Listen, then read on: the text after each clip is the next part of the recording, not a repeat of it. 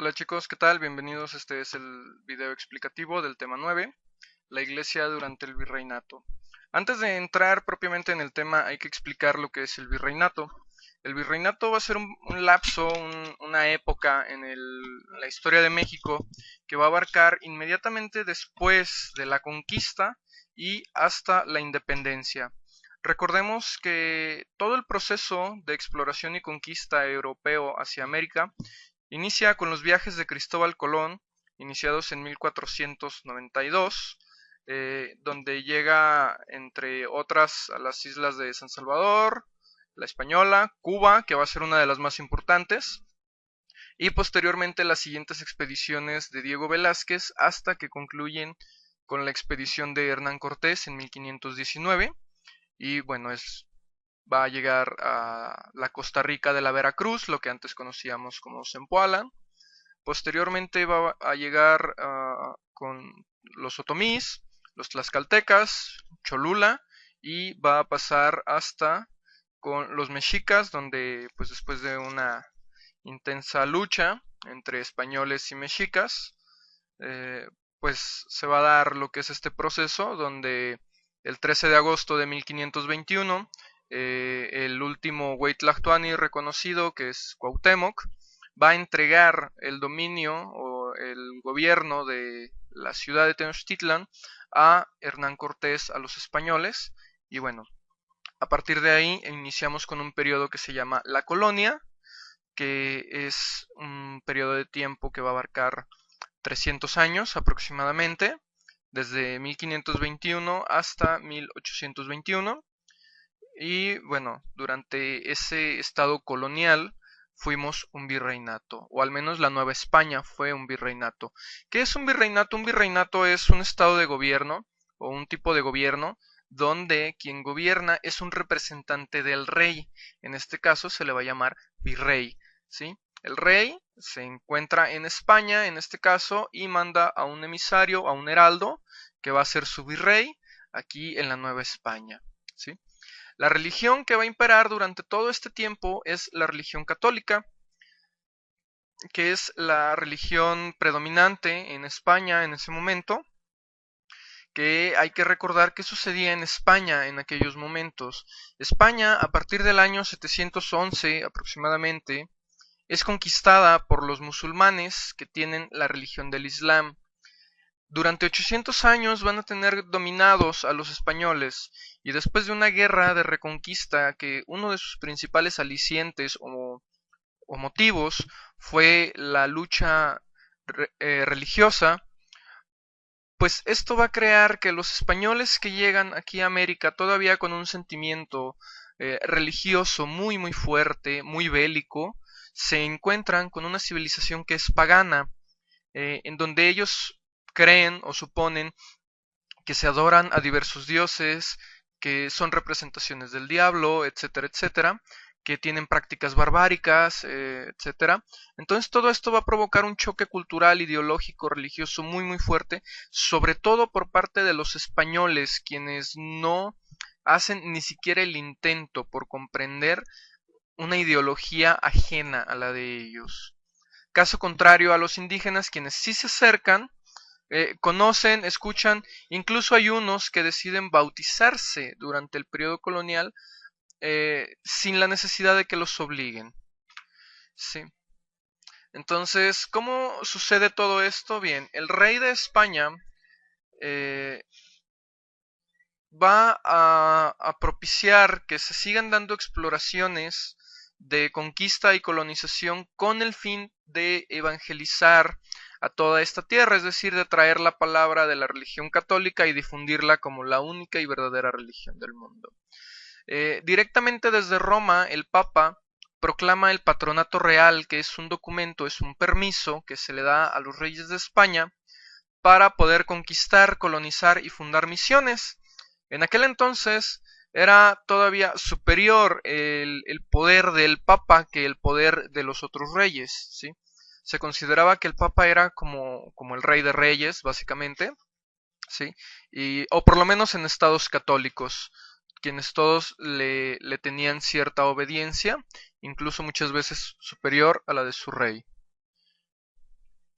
De ahí surge el Regio Patronato Indiano, que la iglesia que pertenece al gobierno español va a obedecer directamente al rey y puede hacer caso omiso de las bulas papales o de algunas órdenes que vengan directamente de Roma. Eh, Hay que aquí hacer una pequeña separación, una pequeña explicación de lo que es el clero regular y el clero secular, ¿sí? El clero regular son todos los frailes, monjas y monjes que conocemos, que regularmente solamente los vemos en las películas o en algunos programas, etcétera. Es muy raro verlos realmente, ya que por lo general se encuentran en los monasterios o en las abadías o en los conventos. Quien es más frecuente que se vea es el clero secular, que está compuesto por los sacerdotes, los diáconos, que son pues todos estos curas o padres que encontramos en los templos que ofician las misas, los bautizos, etcétera. Por encima de ellos están los arzobispos, los obispos, de donde pues sale la figura del papa. En algunas ocasiones también puede salir de los abades principales, frailes, que pueden ser franciscanos, dominicos, agustinos, jesuitas, aunque no son los únicos, existen muchas otras órdenes, pero son las que vamos a ver. Eh, Aquí tenemos un mapa de todo lo que era aproximadamente la Nueva España, y es toda esta parte que está como en un color rosa un tanto oscuro, que va desde lo que es Texas, la Alta California, hasta lo que es Centroamérica. El poder de la Iglesia estaba altamente ligado al poder político, por lo tanto, la influencia de la Iglesia también se va a extender desde el centro de México hasta lo que era Texas, bueno, lo que es Texas, Nuevo México, y hasta la parte de Centroamérica, ¿sí? Las órdenes religiosas que llegan aquí a América, como ya las mencionamos, son los franciscanos, dominicos, agustinos y jesuitas. No llegan todos al mismo tiempo, van llegando primero unos, luego otros. Los jesuitas son los últimos en llegar. Los primeros fueron los franciscanos y fueron unos de los más importantes, ya que realizaron pues muchas obras aparte de las misiones que van a resultar muy importantes a lo largo de la historia. Aquí vemos una imagen de lo que es la orden franciscana, con su traje tradicional, color café, el cordón de San Francisco, ¿sí? Y su cabeza rapada. Aquí tenemos una imagen de la orden de los dominicos, que es un traje negro con blanco, que es lo más representativo de ellos. Aquí están los agustinos, que es un traje totalmente negro, con su rosario aquí atado a un cinto. Y finalmente el de los jesuitas, que es un traje totalmente negro, con un tipo de collarín blanco, ¿sí? Bueno, quienes conozcan el ITESO probablemente hayan visto personas de este tipo, ya que el ITESO es una universidad jesuita. Los franciscanos y los dominicos fueron las órdenes religiosas que más se dieron por proteger a los nativos americanos. Tenemos algunos casos como por ejemplo Fray Bartolomé de las Casas, que era franciscano, Fray Bernardino de Sahagún, que no solamente va a darse a la protección, sino al rescate de gran parte de los conocimientos nativos en su obra de Historia General de las Cosas de la Nueva España, aunque pues también va a haber otros como Fray Diego Durán, etcétera. También tenemos a Vasco de Quiroga, que es uno de los primeros que empieza a enseñar oficios, como es la talabartería, el trabajar con madera, refuerza lo que es la metalurgia, la alfarería, entre otro tipo de estos oficios.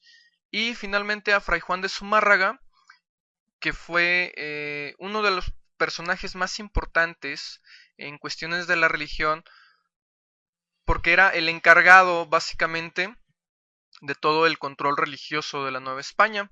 Una de sus mayores obras pues fue fundar el Hospital del Amor de Dios, ¿sí? Entre también la Real y Pontificia Universidad de México en el año de 1551, pero eso lo vamos a ver más adelante. Aquí tenemos una imagen de una pintura de Fray Juan de Zumárraga, ¿sí? En el caso de la educación, toda la educación estaba controlada por los religiosos. No había un solo tipo de religión, de educación, perdón, que no fuera religiosa. Se fundaron varios colegios, como el Colegio de Santa Cruz de Tlatelolco, que su principal función era educar a todo el mundo, bueno, a todas las personas que habitaban en esta tierra. Sin embargo, este colegio va a ser cerrado algunos años después debido a que algunos grupos racistas, en cuanto tienen su primera oportunidad, logran evitar que este colegio acepte a personas indígenas. Después está el colegio de San Juan de Letrán, que era para puros mestizos, y la Real y Pontificia Universidad de México, que era una de las más avanzadas y de las más completas, donde se enseñaba filosofía, se enseñaba este, teología, bachillerato, licenciaturas, maestrías y doctorados, entre otras cuestiones de ciencias. Después, durante esta época, se va a dar un cambio, un sincretismo. La palabra sincretismo quiere decir cuando dos cosas se unen, se fusionan, como crean una sincronía entre ellas. En este caso, el arte es uno de los que más se va a ver afectado por este proceso de sincretismo. Aquí podemos ver lo que es un ejemplo. Es una guitarra que, bueno, es un tipo de guitarra que se le llama guitarra de concha.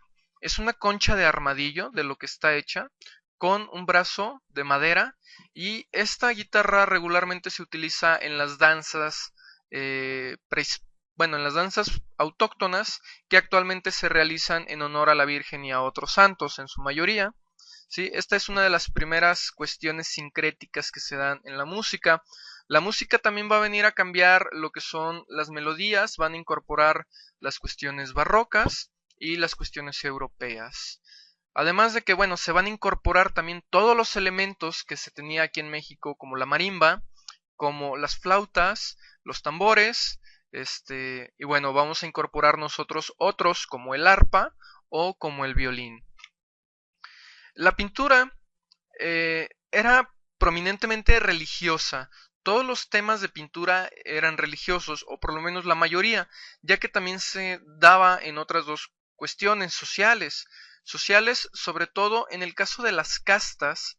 El término casta se refiere a, al mestizaje que se da más allá de solamente un español o una sangre española con una sangre indígena, una persona, mejor dicho, una persona española con una persona indígena.